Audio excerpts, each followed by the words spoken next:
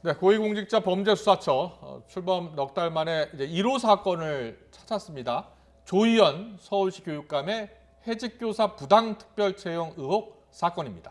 그동안 말이 많았던 공수처 1호 수사가 조희연 교육감 사건으로 정해지면서 정치적인 부담을 덜었다는 평가가 나오지만 논란도 적지 않습니다. 김광삼 변호사 짚어보겠습니다. 어서 오세요. 네, 안녕하세요. 어서 오십시오. 네. 고위공직자 범죄수사처 출범 넉 달 만에 1호 사건 나왔습니다. 네. 조희연 교육감 관련 의혹인데요. 먼저 좀 어떤 의혹인지 쉽게 설명해 주시죠.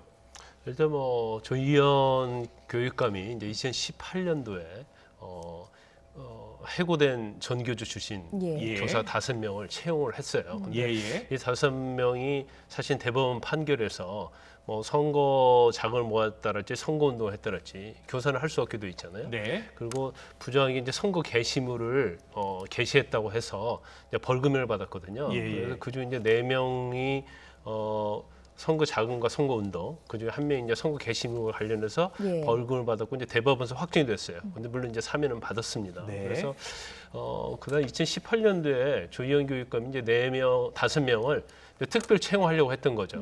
근데 부교육관을 비롯해서 이제 담당했던 직원들이 다 반대를 했어요. 이건 법적으로 문제가 있다고. 그러자 이건 내가 책임을 지겠다. 그래서 이제 단독으로 이걸 이 5명을 채용을 했죠. 그래서 감사원에서 이제 감사를 받았고요. 예. 이 부분이 경찰청에 고발이 됐고, 네. 그리고 감사원에서도 이와 관련된 참고 자료를 공수처에 보낸 거예요. 예. 그러니까 경찰청에도 고발 사건이 있고 또 감사원의 수사 참고 자료가 공수처에 있으니까 이중적으로 중첩돼 있지 않습니까? 예. 그러니까 공수처에서 조희연과 관련된 고발 사건을 경찰청에게 보내달라 해가지고 이첩을 받은 거예요. 그런 이첩을 받았는데 우리가 이제까지 공수처 1호 사건이 무엇이냐 굉장히 관심이 많았지 않습니까? 예. 특히 검사 관련된 사건들이 굉장히 후보로 많이 얘기가 됐었는데 김진우 공수처장이 어떤 얘기를 했었냐면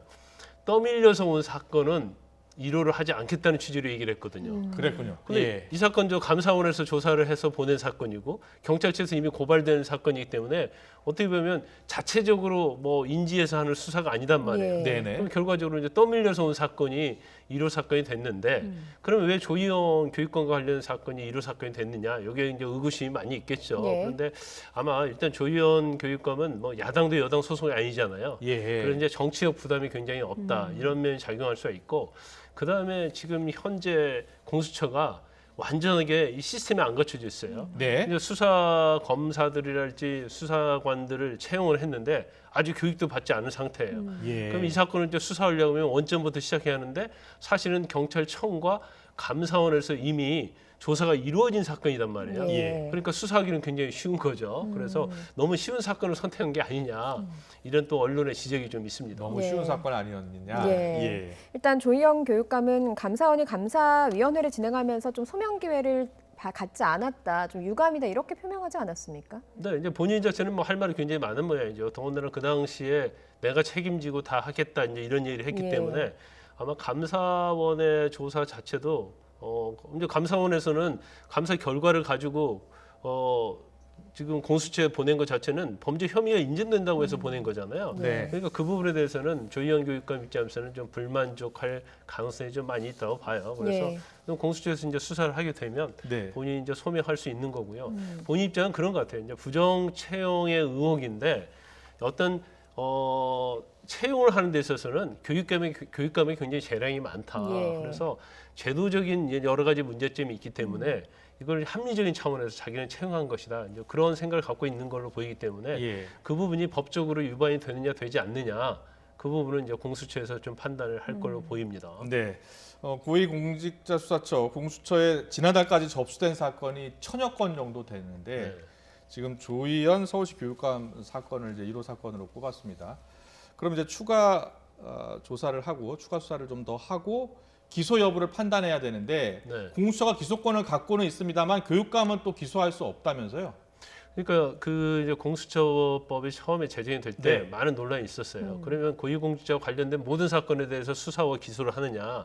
그럼 너무나 무소불위의 권력을 갖게 되는 게 아니냐? 그래서 사실은 공수처 사무규칙에도 나와 있다시피 판사, 검사 그리고 경찰 고위직 중에서 경무관 이상만 기소할 수 있도록 돼 있죠. 그래서 이 사건 자체는 조희연 교육감에 대해서 수사를 한다 하더라도 예. 공수처 자체가 독립적으로 기소할 수 있는 게 아니에요. 그러면 결국 수사만 해서 기소 의견으로 검찰에 보내야 하는 거고 예. 이제 중앙지검에 보내도록 되어 있습니다. 네네. 그래서 중앙지검에서 이제 기소 여부를 판단하기 때문에 1호 사건이라고 하면 적어도 공수처에서 수사를 하고 거기에 대해서 만약에 기소할 생각이 확진이 된다고 한다면 예. 증거상 그러면 공수처에서 기소하는 것이 사실 여러 가지 모양새가 좋거든요. 네. 근데 수사를 한 다음에 결국 중앙지검에 보내서 기소 여부에 대해서는 이제 검찰이 판단을 하도록 하는 예. 그런 면에 있어서도 좀 상당히 좀 많이 논란이 되고 있는 걸로 보입니다. 예, 알겠습니다. 그리고 검찰 수사심의위원회 어제 열렸는데 이성윤 서울중앙지검장에 대해서 기소를 권고를 했습니다. 뭐 이성윤 서울지검장 입장에서는 뭐 수심이 신청하면 좀 승부수를 던진 거라고 볼 수 있지 않겠습니까? 일종의 승부수 던진 거라고 볼 수 있겠죠. 그리고 사실 이제 검찰총장 그 추천 후보 추천위원회 이제 그 전에 소집을 요청했기 때문에 시간 끌기 아니냐. 결국 검찰총장이 되려고 하는 거 아니냐. 예. 이제 그런 얘기가 많이 있었지만 결과적으로 후보에서 탈락을 했지 않습니까? 네. 그리고 이제 수사 심의가 사실 이제 결과가 본인에게 이제 불리하게 나왔어요. 그래서 기소를 한다는 의견이 굉장히 압도적이잖아요. 그래서 네네. 이 부분에 대해서 아마 본인 자체는 자신이 수사심의위원회에 직접 참석해서 예. 검찰의 수사 자체가 굉장히 편향적이고 공정하지 못하다 이런 의사를 전달을 했는데 예. 결과적으로 그것이 받아들이지 않아진 거죠. 예. 그래서 본인 입장에서는 뭐 언론에서는 사면 초과라는 얘기를 많이 쓰고 있고 네. 또 자충수를 두었다 이런 얘기를 많이 하고 있는데 아무튼 뭐 결과적으로 안 한 것보다는 못하게 됐다 이렇게 볼 수 있어요. 네, 지금 화면에 나옵니다만 김학의 전 차관 불법 출국금지 수사 방해 혐의를 받고 있잖아요. 네.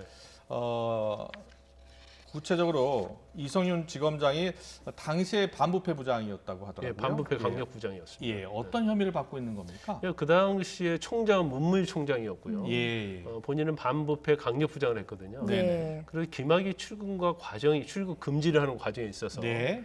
이제 불법적인 요소가 있었다고 검찰에서 이제 수사를 하면서 봤고요. 이제 그 불법적인 요소 자체는 사실은 이제 수사를 하려면 피의자로 입건돼 있어야 하거든요. 네. 그리고 범죄 혐의가 있어야 하는데 그 당시에 이전에 김학의 전 차관이 다 무혐의를 받아서 사실은 수사에 있어서 어떤 입건이랄지 내사하는 사람이 아니었어요. 예. 그런데 긴급 일단 출근을 막아보자는 입장에서 서울중앙지검 사건에서 이미 무혐의 종결된 사건에 사건 번호를 넣었다는 거죠. 그래서 이게 또 문제가 있으니까 서울 동부지검에 제1호 내사 사건 번호를 또 넣은 거예요. 예. 근데 사실은 서울 동부지검에서 내사를 하지 않았거든요. 그러니까 출국 금지 자체가 그게 사실이라고 하면 불법이거든요. 예. 그래서 이 부분에 대해서 수원지검 안양지청에서 수사를 했어요. 그래서 이거 문제가 있다. 그래서 일종의 보고를 한 거죠. 보고를 하는데 문제가 있다는 것은 보고를 하면서 수사 개시를 하겠다는 거잖아요. 예. 근데 그것에 대해서 이성윤 그 당시에 반부패 강력부장이 이제 그런 부분에 대해서 수사 중단하라는 그런 취지로 외압을 가했다. 예. 그래서 이게 일종의 직권남용이 아니냐. 예. 또 한 가지는 아까 동부지검에 내사 번호가 없고 내사하지 않았다고 했잖아요. 근데 동부지검장한테 전화를 해서 이거 내사한 걸로 취인해달라. 이런 취지로 전화를 했다는 거죠. 그러면 이런 것 자체가 전체적으로 보면 직권남용에 해당이 된다. 이게 지금 수원지검에서 수사팀의 예. 그런 생각이고 증거에 의해서 죄가 다 인정된다. 그래서 기소를 하겠다.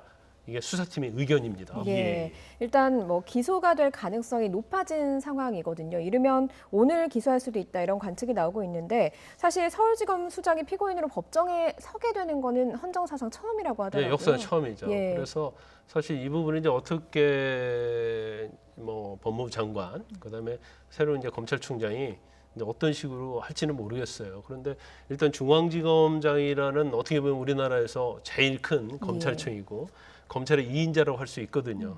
이제 그런 검사가 피고인의 신분을 가지고 재판정에 출석하는 게 맞느냐? 그러면 사실 중앙지검에서 조사를 받는 사람들 입장에서 보면 피고인으로서 재판 받고 있는데 내가 거기 가서 조사를 받고 거기에 대한 결재를 또 중앙지검장이 하는 거거든요. 예. 그래서 이 부분에 대해서는 아마 현 정부도 그냥 중앙지검장 위치에 그대로 있게 하기는 굉장히 어려울 것이다. 예. 그래서 원래는 아마 김호수 전 차관이 총장으로 될 가능성이 커졌고 예. 그러면 중앙지검장으로 유임을 하든지 아니면 고검장 승진을 할 것이다. 그런 예. 얘기가 많이 나왔는데 제가 볼 때는 그건 쉽지 않을 것 같아요. 그래서 물론 이제 본인 자체가 사퇴하는 경우도 있을 수 있고요.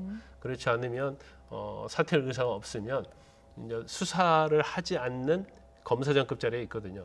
대표적인 것이 법문연수원 예. 자리입니다. 연수원장. 예. 거기는 주로 그 검찰이랄지 법무부 가족들에 대한 연수를 하고 교육을 하는 곳이기 때문에 그 연수원장의 자리도 갈 수 있다. 이런 얘기가 나오고 있는 거죠. 그렇군요. 박범계 장관이 이성윤 지검장의 기소와 관련해서는 기소 권고와 관련해서는 일단 드릴 말씀이 없다 이렇게 이야기를 했는데 검찰 내부의 분위기라고 할까요? 상당히 중요할 것 같습니다. 어떤 평가가 나오고 있습니까? 일단 이제 검찰 내부 자체에서는 그렇게 이성윤 지검장이 뭐 이렇게 신망이 있다 이렇게 보기는 좀 어려울 것 같아요. 예. 왜냐하면 지난번 추미애 장관 전 장관하고 윤석열 전 총장 사이에 굉장히 갈등이 있었잖아요. 예. 근데 이성윤 지검장은 뭐 약간 친정부 성향, 그러면서 법무부의 입장 역할을 굉장히 대변하는 걸로 알려져 있으면서 이제 검사들로부터 상당히 많이 이제 비판을 받았거든요. 근데 그렇기 때문에 계속적으로 어떤 검찰의 리더 입장이 되려고 하면 예. 이제 검사들이 좀 신망을 좀 받을 필요가 있다 이렇게 볼 수 있고요. 이번에 수사심의위원회의 어떤 기세 근거 자체는 이성윤 지검장 자체에도 굉장히 중요하지만 예. 아마 청와대에서도 굉장히 관심을 가지고 있었을 거예요. 왜냐하면 지금 박범계 법무부 장관 네. 상당히 이제 친문 성향의 장관이고 의원이잖아요. 그다음에 김호수 전 차관도 상당히 친정부 성향이단 말이에요.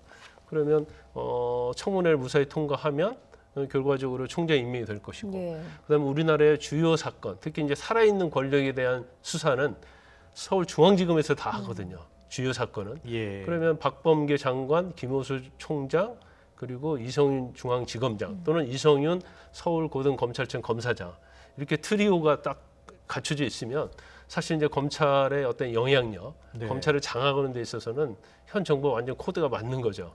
그렇지만 이제 이성윤 지검장에 대해서 수사심의위원회에서 기소 의견이 됐기 때문에 예. 사실 이제 그렇게 유지하기는 굉장히 어려운 상황이 됐다 이렇게 볼 수 있습니다. 예. 알겠습니다. 여기까지 듣겠습니다. 지금까지 김광산 변호사와 함께 이야기 나눠봤습니다. 잘 들었습니다. 고맙습니다.